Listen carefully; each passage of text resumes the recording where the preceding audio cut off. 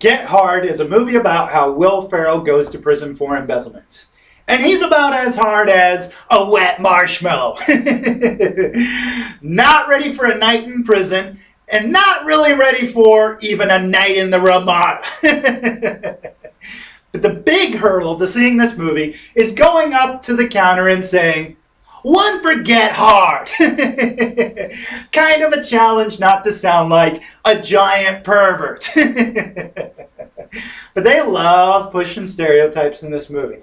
I mean, they say something, your first response is to laugh, and then your second response is to wait for somebody to punch you. But some scenes are so bad, you'll probably be like, I kind of wish it was a porn. Then I wouldn't have to need the fast forward. But Kevin Hart's job is to train Will Ferrell for prison.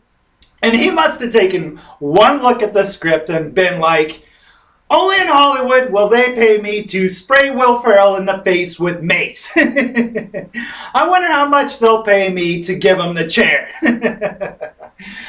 So he tries to train Will Ferrell how to fight. And Hart realizes that he sucks, so he's like, why don't we just train you to handle dude's wang?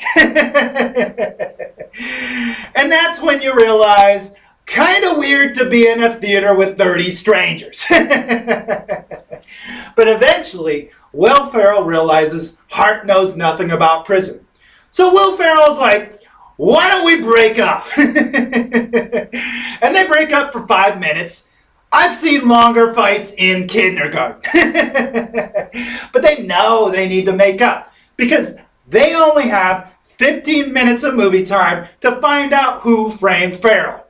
And about 10 minutes of that time needs to be jokes about Johnsons.